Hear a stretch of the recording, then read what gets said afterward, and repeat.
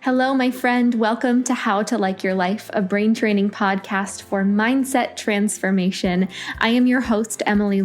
I'm a brain training specialist and certified hypnotherapist, here to teach you how to harness your own inner power using the magic and science of brain training and self-hypnosis to transform your life and like your life. Let's dive into the episode. I've been having a hard time figuring out how to approach this episode.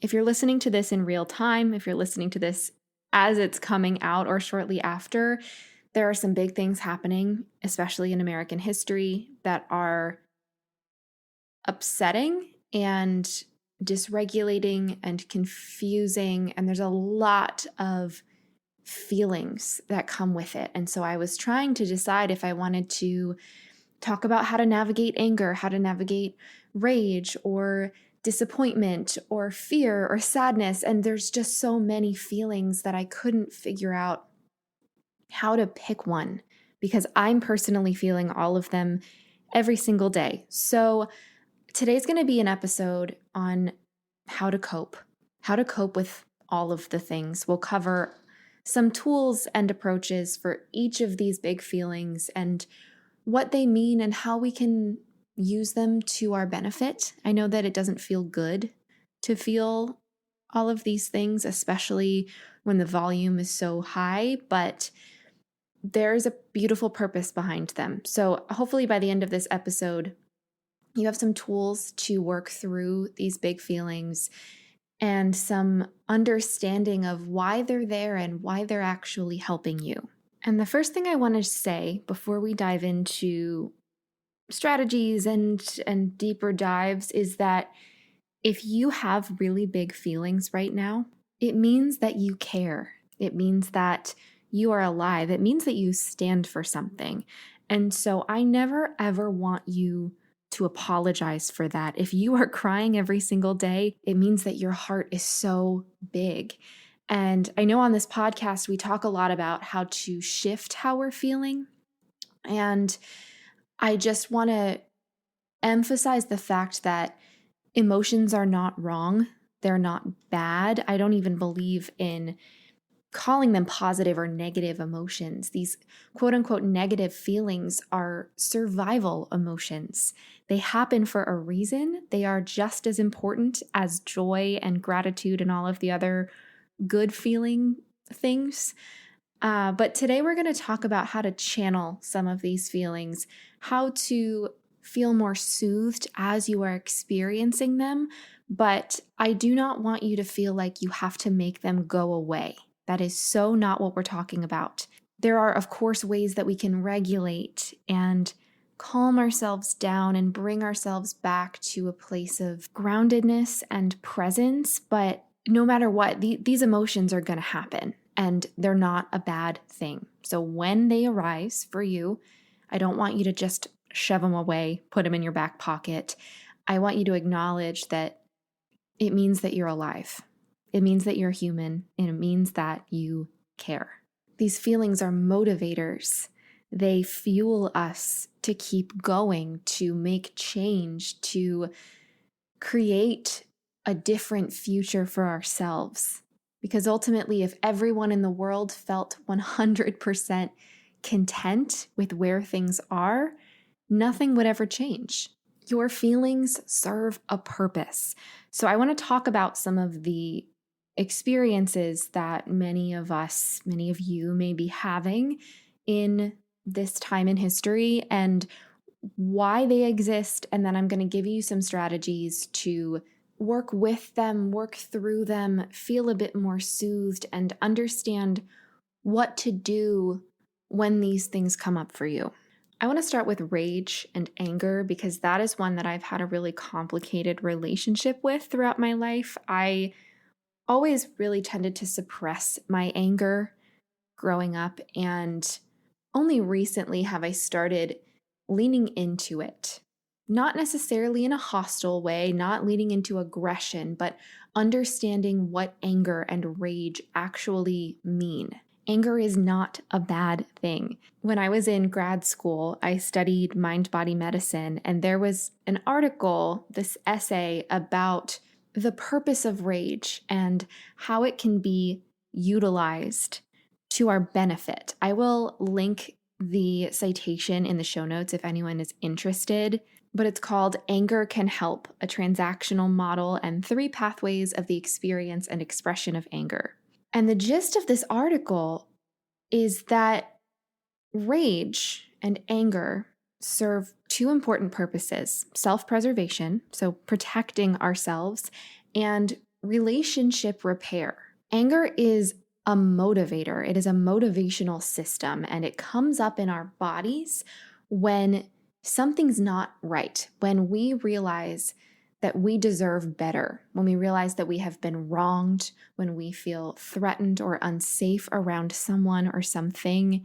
It's an indication that a boundary has been crossed. And the thing that really blew my mind when I was thinking through this is that shows us that we have a sense of self-worth. We believe that we deserve better. We deserve to be treated differently. And I'm not talking about narcissistic anger and aggression. I'm not talking about ego or entitlement or people who are spoiled. That's not what this is about. In this point in history, a lot of us are feeling like we deserve more respect and support and care and just acknowledgement in the world, acknowledgement of our existence. And something that article really emphasizes is that anger is a motivational system. So it comes up in our bodies telling us, hey, we got to change something. We got to speak up. And anger is a part of the fight or flight response. So fight or flight is a stress response. And when we are faced with a threat, we go into this part of our nervous system that helps us either fight off a predator, run away, or freeze to numb the pain. And this is the fight response. It is ultimately mobilizing us to do what we have to do to survive. It is not the freeze response. It is not complacency. It is driving us for change and justice. And it is fuel. Anger is fuel. We need it to facilitate change. We need it to create a better world for ourselves and future generations. And at the same time, anger is a part of the stress response. So there's some nuance here. And when we stay in that chronic fight or flight response, when our nervous systems stay activated, it can really deplete our energy. It can make it hard for us to keep going. And ultimately, what this world needs right now is people who are resilient, people who have the energy and capacity to keep going. So when we continue to feel that stress and rage all day, every day, it can lead to burnout really, really fast. And if we're fighting the long game, if we are really here to fight for justice, then we need to be as resilient and strong as possible, because if we all burned out by the time the fight even starts, then it's going to be a lot harder. And I'm not telling you not to feel rage. I'm just encouraging you to find ways to regulate, to acknowledge that that rage is valid, and to help your brain and body feel more present, more safe, more grounded, to release that energy and rage so that we can keep going, so that it can serve a purpose and not just tire us out. So some really practical ways that you can navigate rage is to lean into that instinct to move your body. A really awesome way to let it go is to take a pillow and just slam it on the ground. Throw the pillow on the ground over and over and over again. And it's going to fulfill that need in your body to fight without hostility toward other people, without hurting anyone or yourself. If you need to use your voice, scream into that pillow and then throw it on the ground. Or turn on your favorite loud music. I love early 2000s emo music like Paramore and Panic at the Disco and Fall Out Boy. Turn on your favorite rage music and just do an anger release dance. Sing along at the top of your lungs. Singing is really, really healing for anger because so often we feel anger in our throats. We feel like we need to express. So letting that out while moving your body can align your actions with what your body really needs. And it'll get you back to that place of regulation. There'll be a sense of resolve after going through these practices. It'll help your nervous system calm down so that that underlying anger and rage and that need for boundaries continues, but in a way that's healthy, in a way that's supportive to you. But ultimately, hold on to that deep desire for change because that is a beautiful, important piece of you. So that's anger. Another big feeling that a lot of us are experiencing is sadness. Again, another one that I really have a hard time with expressing and feeling. And it's sad when things don't turn out the way we want, when it's paired with worry, when we feel like we have lost something. I think a lot of us have lost our sense of hope in the world. I think it's really confusing. And so, of course, we're sad. Of course, you're sad. I'm going to say that again. Of course, you're sad. Sadness is an emotion that we feel when our bodies are encouraging us to slow down, when they're encouraging us to reflect and process a big life change. I think we're processing a change in our expectation for the future and a change in potentially what our way of life will look like. And it helps us just slow down the pace. That's why we get tired when we're sad. That's why we're exhausted. Sadness also tells us what we value, what we care about. This, again, means that you care. It means that you have empathy. It means that you have a strong set of values. And it's really hard to process when the world doesn't reflect those values. But you're not alone. You're so not alone. So the first thing that I would encourage you to do with your sadness is to connect with other people. Connect with your community, with your people, with your friends and your family who are sharing these experiences, who are sharing these emotions. Find people who are going through what you are going through. They are absolutely out there, and express those feelings to other people. Our deep ability for empathy and connection is ultimately the path to healing. I know I talk about brain training on this podcast as something that you can do on your own. All of these tools are really things that you do by yourself, with yourself, but we can't heal without community. We need people. So find your people, even if it's just online, even if it's just a support group on Facebook. Find like-minded people to know that you are seen and heard. Something else that is really essential when we're sad is to cry. I know it doesn't feel good. Crying is really exhausting, but it is our regulating system. Our bodies cry to regulate our nervous systems, to bring us to a state of calm. It is the vehicle to move from stress and overwhelm and sadness and grief to calm strength, to groundedness, to presence. When we cry, cortisol, the stress hormone, moves out of our bodies through our tears. So if you feel an instinct to cry, and if you're in a safe place to do so, let it out. Let yourself sob and wail and weep. And if you don't feel like you are in a place where you're safe to cry outwardly, put a pause on it, but come back to that feeling later and let it out. Even if that just means watching a really sad movie and letting it fuel that vehicle for release. And one more thing that I would highly suggest in dealing with sadness is expressing yourself creatively. Make art, make bad art. It doesn't even have to be good, but write a really bad sad song or just sing along to your favorite sad songs and connect to the emotions of it, or get a cheap watercolor set if you're not an artist and just paint something. It doesn't have to be pretty. Just paint something that expresses your feelings. And that can help you slow down get in touch with how you feel, and also find a way to let it out. This is really what we want to do here with sadness, is letting it out. So we're not bottling it all up. And again, of course you're sad. It's okay to feel sad. I'm so sad. And you are so not alone. Okay? I'd like to quickly interrupt this episode to share a bit about how you can make it easier to like your life using my hypnosis app, Dawdle.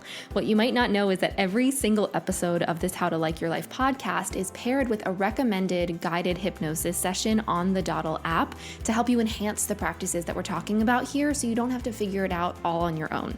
On the app, you'll also find tons and tons of full-length hypnosis sessions to help you in so many areas of your life, including relaxation, stress relief, focus, motivation, joy, confidence, health and healing, sleep, getting in touch with your goals, and so much more. There's also a whole library of eyes open hypnosis for you to listen to while you're doing things actively, while walking, while showering. There's also a library of mood shifters, which are practices that are under 5 minutes, designed to help you get out of a stress response fast and feel better quickly.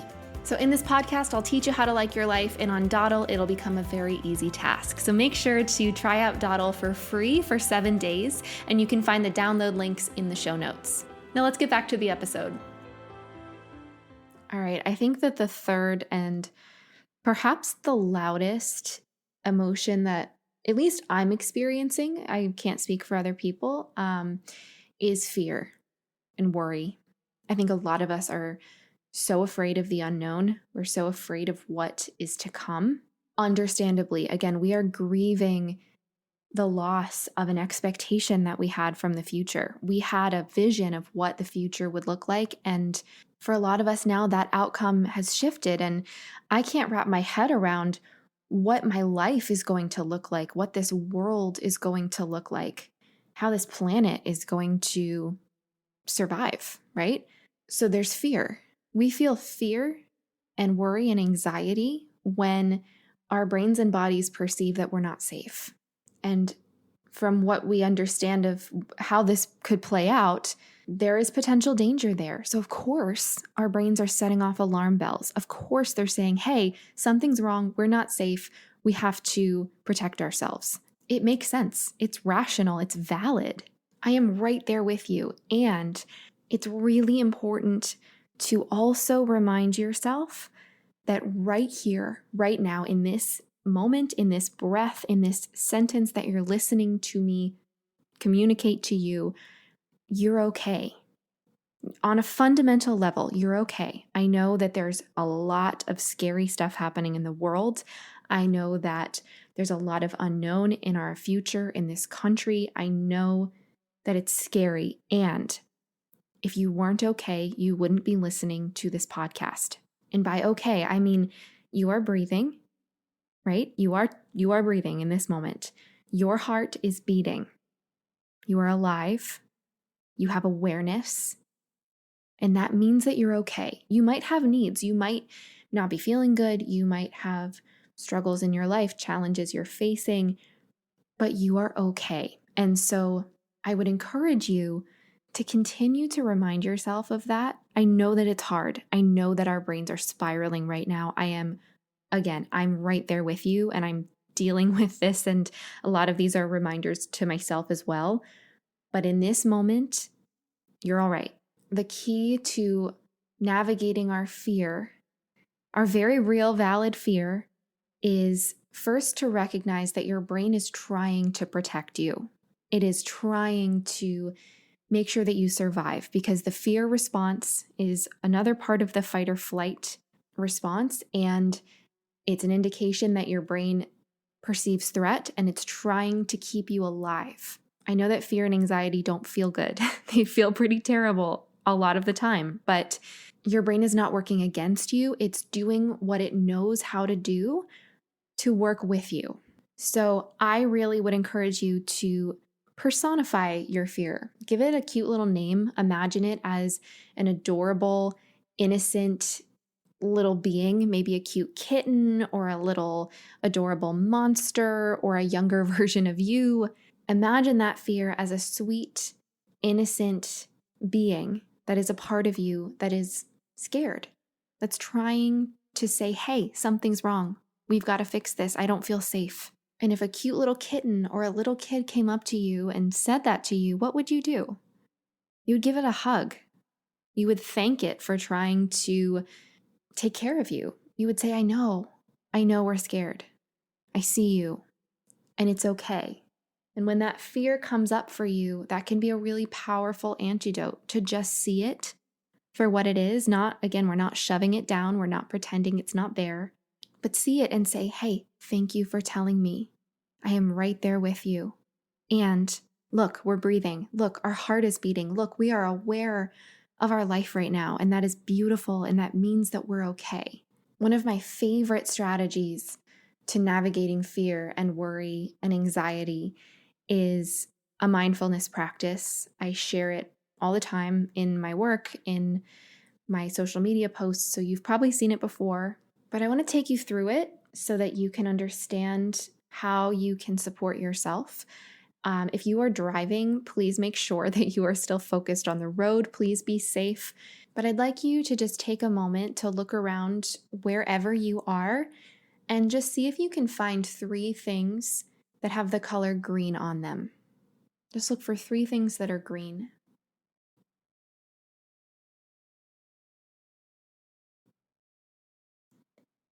Good. Now, can you find 3 things that have the color blue on them?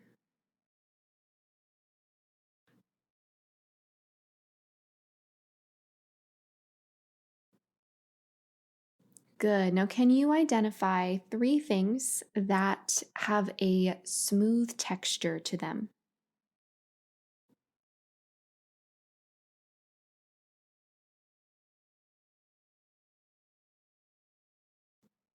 Good. Now, how about 3 things that are beautiful to you?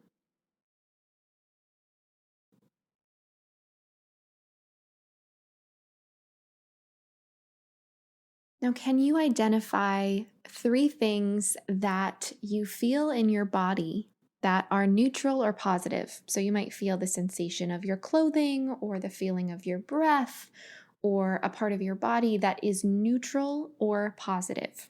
See if you can find 3.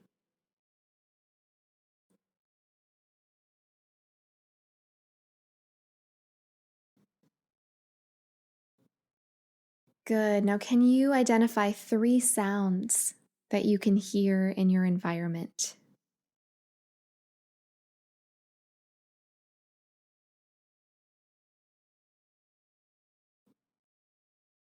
Good. And finally, I'd like you to identify one thing that you can do right now, right here, that can help you feel 1% better. So you might take a sip of water, you might have a deep breath, you might crack your knuckles or give yourself a little neck massage, you might use the bathroom. What is one little thing that you can do right now to feel 1% better and do that thing? I'm going to have a sip of my water while you're doing that. All right, good. Now put your hand on your heart. Just feel the weight of your hand on your chest. And with me, take a long, deep breath in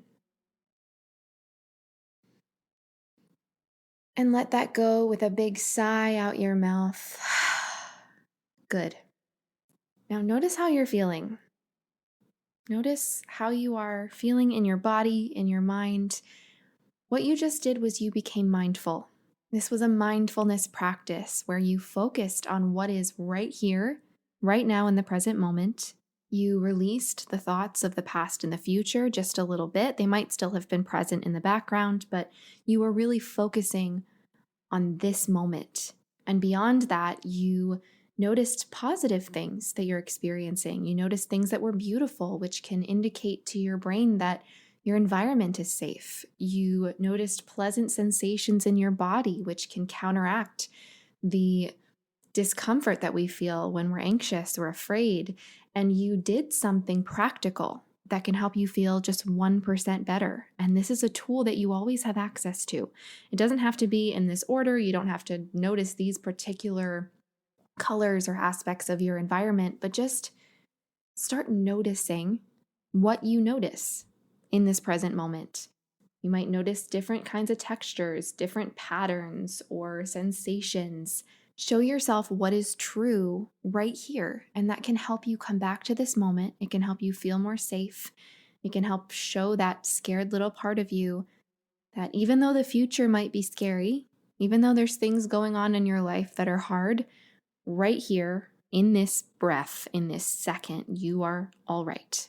Just take the time to be here now in this present moment. And this is helpful for all of the big feelings that come up in this time in our life, in our history.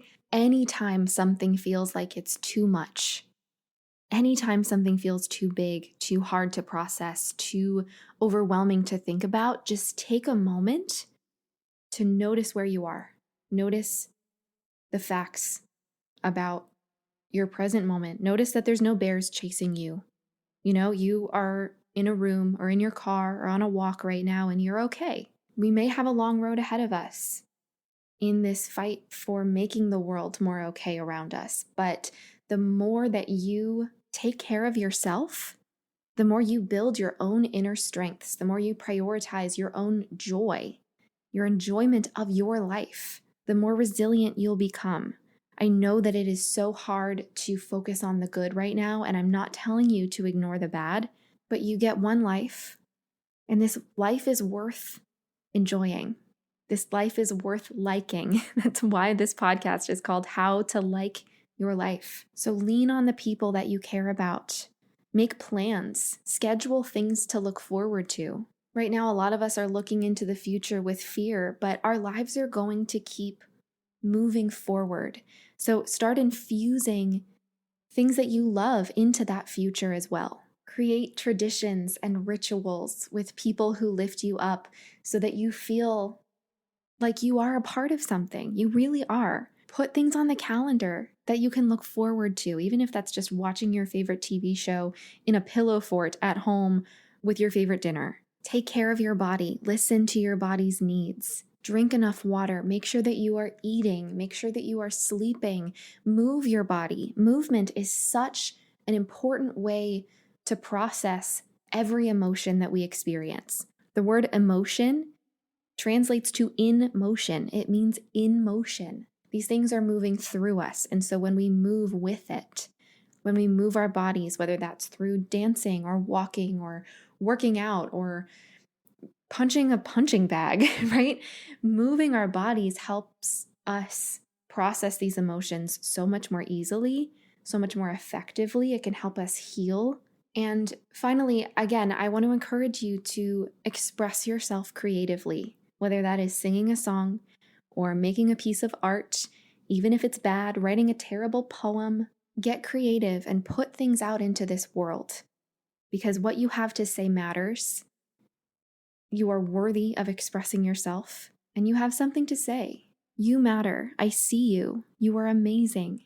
You are worthy of feeling good. You are worthy of enjoying this life. And I hope that you know that this is a safe space. I am a safe space for you, and we're going to navigate this together. You are not alone, and we can do this.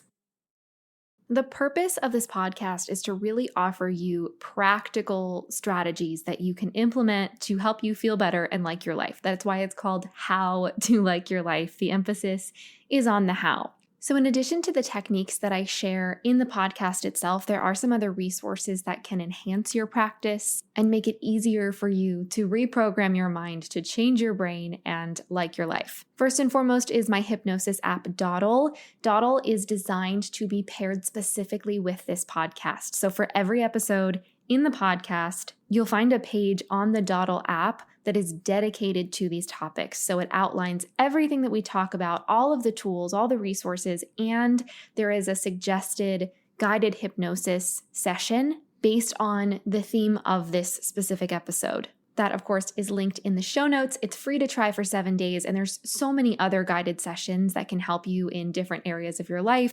So make sure to check that out and download Dawdle. Something else that I am so excited to offer you is my free Subconscious Reset Masterclass. This is an entirely free hour-long workshop that delves into how to communicate with your subconscious mind, and it will take you through my 3-step blueprint to break down the barriers that are keeping you stuck. I will guide you through a hypnosis session in the masterclass, and it's a really fantastic deep dive into these kinds of topics. So I will also make sure that that is linked in the show notes. And finally, if you want a much deeper dive, if you are like, Emilie, hold me accountable, guide me through all of these things, and you want a step-by-step process to reprogram your mind to feel more confident, to feel more joyful, and to work toward your goals, I would also love to invite you to my 6-week Hypnotic Empowerment 2.0 online course. This is my signature program that will guide you through every step that you need to essentially give your mind a little tune-up, a little reset. You'll learn to reduce your stress and change the way your brain responds to stress. You will learn how to celebrate yourself, how to build confidence, and increase your access to joy. You will learn the secret to motivating yourself in a way that actually works. And you will get in touch with the future self that you want to be. You will really accelerate toward your goals. And in this program, I guide you every step of the way through video lessons. There's daily practices, there's guided hypnosis sessions, and so much more. It is such a life-changing experience. So if you're ready to dive in, check out Hypnotic Empowerment 2.0 in the show notes. And I can't wait to guide you through this process. Now, if you enjoyed this podcast, if you enjoyed this episode, please feel free to let me know your thoughts. Share it on your Instagram story, tag me. I love seeing these messages. And most importantly, let me know how it goes as you implement these tools. Because this podcast is here as a resource for you to change your life. And it's so cool to see how many different people are implementing these strategies to be living their dream lives. You are so capable of liking your life. You're so capable of feeling happy and confident and wonderful. And it's such a pleasure to guide you through these practices. You've been listening to How to Like Your Life. It's been so wonderful chatting with you, and I will talk to you soon. Bye, friend.